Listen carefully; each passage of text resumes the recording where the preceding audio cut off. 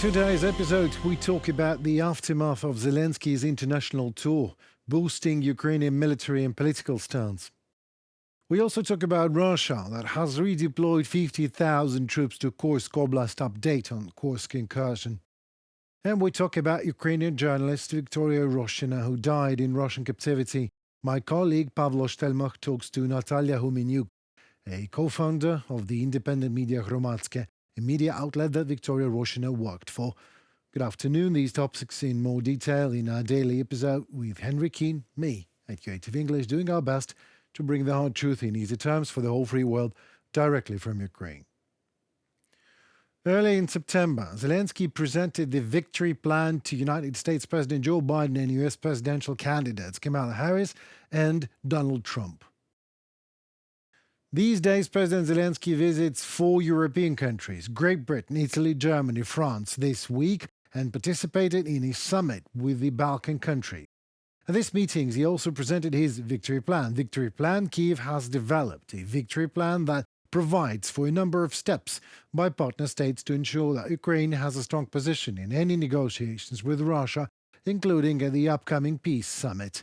While in Berlin, the Ukrainian president said he would like to see the war end no later than 2025, and the victory plan, he said, would be a bridge to an effective peace summit.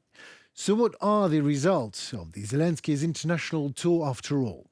Well, Washington Post put Zelensky's visit as straightforward as it gets.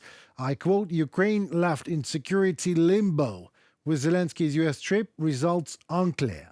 Since the United States visit, Ukraine is in unsettling limbo, reliant on the United States as its main ally, yet unsure how long that support will continue." End of quote.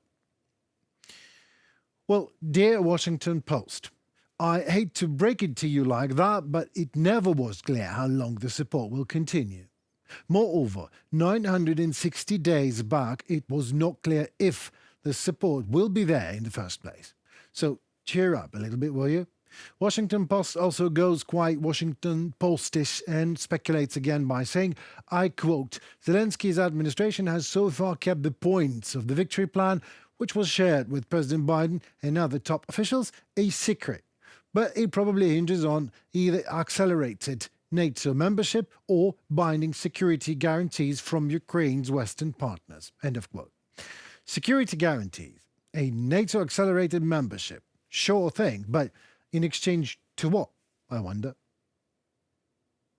There will not be a situation in which the absolute majority will recognize the occupation of their territory, but Ukrainians are prepared for a format that would postpone the full return of certain territories for the future, only on the condition that there is some kind of security factor in place. Anton Grushetsky, project manager at the Kyiv International Institute of Sociology. Well, whatever the speculations in Russian oligarch-owned media are there, the truth in easy terms is Ukrainian President Zelensky has been on a European tour, and as a result of such, Ukraine will receive new defense packages. Бажаю здоров'я, шановні українці, українки. I wish you health, fellow Ukrainians. It is an important week of meetings with our friends in Europe, the largest defense donors and also the strategic region of the Balkans and Southeast Europe in general. Today it was Berlin, talks with Chancellor Scholz, and just now a meeting with President Steinmeier. There will be a new defense package for Ukraine from Germany. I am especially grateful for the assistance with air defense systems. Germany is the undisputed leader of support in this area. I am grateful for another IRIS-T. We discussed with the Chancellor what kind of support will be provided this year and next. It is very important for us that the amount of aid from Germany remains stable, and this will be a signal that the path to peace will remain assured despite everything. We discussed how to further consolidate the world to bring peace closer. And one more thing. You know, sometimes when I look at these people in their high chairs talking about whether to help Ukraine to survive or not, and what value human values have in oil, money, politics, and power units, I wish, sometimes I do, I'm sorry, that Russia turns all its barrels and guns towards Western capitals, just for one day, and bombs and shells and burns it just as it does with Kiev 960 days in a row and counting. What do you think those politicians would answer to their constituency then? Would they still be discussing long-range restrictions for Ukraine to hit Russian military bases then, you think? In case you forgot, Ukraine launched the offensive into Kursk Oblast in early August, have seized up to 1,300 square kilometers, which is 500 square miles, and about 100 communities in Russia. One of the key goals of the operation was to divert Russian forces from Ukrainian battlefields, as per Ukraine's Commander-in-Chief Alexander Syrskyi. And now, Russia indeed transfers around 50,000 troops from other sectors of the front to Kursk. I remind you that that happens more than 2 months after the start of Kiev's incursion. And Syrskyi's figure is even an increase from President Zelensky's estimation from of 40,000 troops had been diverted to the Kursk sector. We know about roughly 50,000 soldiers from other sectors who were transferred to the Kursk direction, says Syrskyi on national television. According to him, the redeployment indeed weakened Russian positions in other areas, namely in the Zaporizhia region, Kherson and Kramatorsk sectors. This, of course, made it easier for us to conduct defensive operations, Syrskyi noted. While our forces continue to hold Russian territory in Kursk Oblast, the Russian offensive keeps grinding on Ukraine's east. Our military was recently forced to withdraw from Voleda, a town in the south of Donetsk Oblast that has withstood Russian attacks for 2 years. Heavy battles are also ongoing in Chasiv Yar and Toretsk in Donetsk Oblast, and Russian troops are closing in on a key logistic hub in Pokrovsk. In the meantime, Russia seeks to dislodge Ukrainian troops from its home turf in Kursk Oblast, attacking Ukraine's salient from the west. It looks like Russia has concentrated a considerable force in the area and is trying to get a foothold near the village of Novoivanovka. Senior U.S. officials told Bloomberg that Ukrainian forces should be able to hold seized territory in Russia's Kursk Oblast for several months or longer, thanks to a steady flow of supplies and Moscow's focus on eastern Ukraine. Бажаю здоров'я, шановні українці, українки. I wish you health, fellow Ukrainians. Today I am already in Kyiv. I spoke with Commander-in-Chief Syrskyi. He reported on all frontline directions and our Kursk operation. The Pokrovsk direction well done. Every soldier, every sergeant, every officer who ensures the defense of our positions. In general, the Donetsk and Zaporizhia directions are facing very difficult conditions, fierce enemy actions, but our unit's resilience is crucial. It is our resilience that makes all the difference. A Ukrainian journalist died in Russian captivity, on the verge of her salvation. Was she murdered? We talk about the tragedy with Natalia Humenyuk, a Ukrainian journalist and author specializing in foreign affairs and war reporting. Natalia is a co-founder and CEO of the Public Interest Journalist Lab and a co-founder of the independent media Hromadske, a media company that Victoria Roshina worked for before she was murdered by the Kremlin. My colleague Pavel Oshtelmach leads the talk interview on UATV English. So within this period of time, since Victoria Roshina, a brilliant and very brave Ukrainian journalist who was held in the captivity in Russian-occupied territories since what we know, August 2023, when she most probably left for Melitopol. That's where there was the latest information about her physical presence. That's what we know.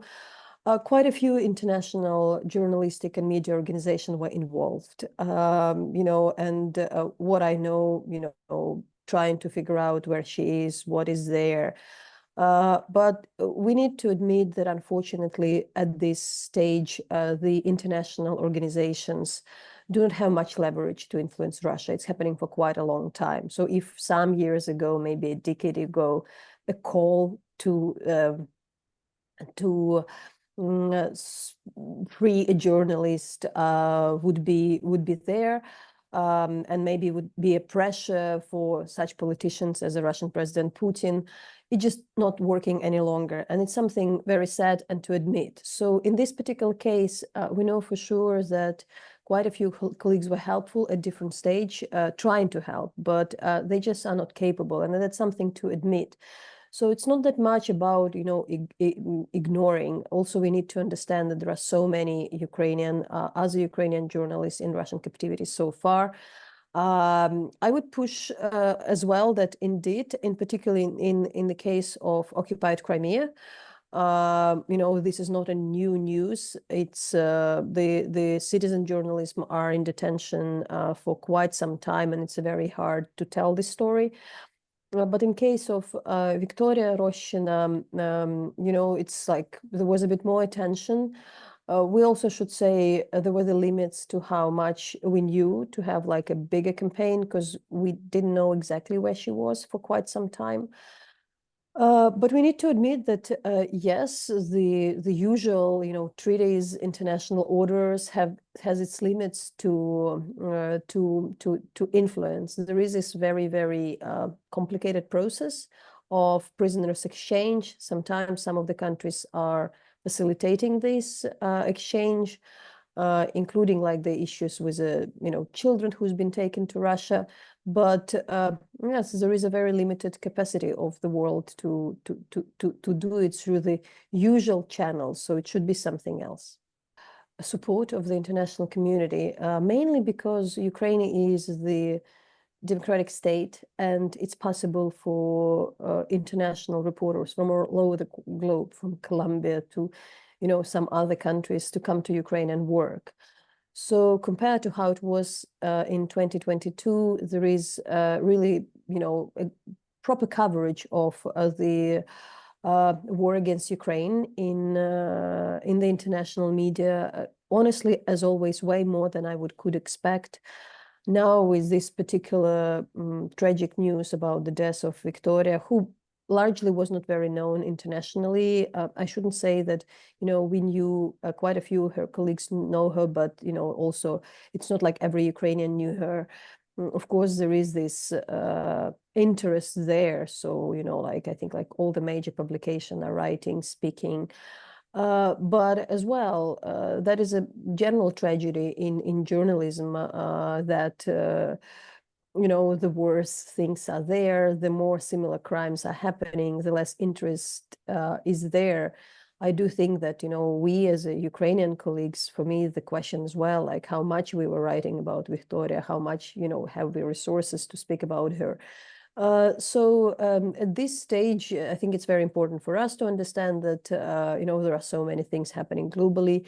We also have our limits to understand, to be involved in other conflicts and tragedies about the situation, the journalist with numerous countries internationally.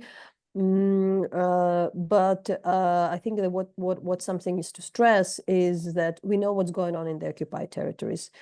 In the Russian occupied territories. I work with a project on the war crimes documentation, and that's not a surprise. We talked to dozens of the people, and even who left who've been imprisoned in particular in Zaporizhia region, including in Berdyansk, Melitopol, other areas. We know that they were all humiliated. They lived through the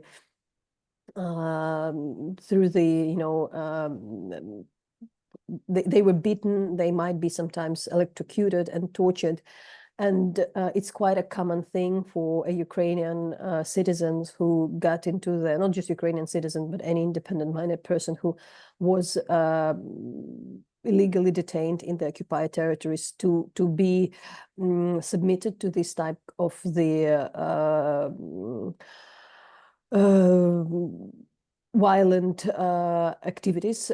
So kind of most of the people to whom we talk who went through the Russian captivity were either beaten or tortured. So, and that's something which is happening already for 2.5 years, and there is enough information about that. Of course, these are the closed territories. We might don't know particular details about the particular, places, but overall we know. So for us, it's more important to pass this message that for Ukraine, the occupation is not really a choice. It's not just there, you have a different flag and things are, I don't know, like just a bit different. It's not even like it was before 2022 in Crimea and in occupied Crimea, but the risk to the people is very severe. So that's why, you know, Victoria didn't survive this imprisonment. Who knows if it was like half a year, if it was like after 8 months, as there were still chances. So what we know, the time is not on our side for the people who kept in the detentions. They need to be freed because the longer they are there, the risks are higher. And also the Russian occupation of these territories is not something to be tolerated. So I think that there is something unprecedented. The International Criminal Court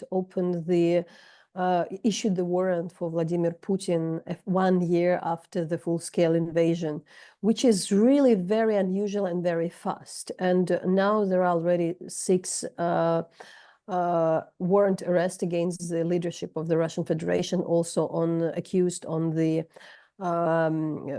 attacks on the Ukraine on the infrastructure. It's actually very important because the ICC is taking very strategic cases, as we see, you know, against this senior Russian leadership, not something we could expect. So the process is ongoing, and it's way more positive than I would have expected that in 2022. Unfortunately, the discussion about the creation of the special tribunal on the crime of aggression is still, you know, slower than we would expect, but it should happen. But we need to understand that the most of the investigations would be taking place in Ukraine, mainly because Ukrainian state has a kind of capable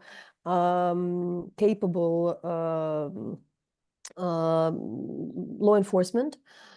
They need support. It's so far the General Prosecutor Office of Ukraine has registered over 135,000 of the alleged war crimes, and it's a huge number. So the support is needed. But yes, it's already the 3rd year of the war, so Ukrainians expect kind of more trials, more investigations. But we are not on the, you know, like, it's not like staggering. It's the process is okay. Yet indeed, we do believe that in particularly legally, I'm not a lawyer, I'm a journalist, but within the current work, I collaborate a lot with the lawyers.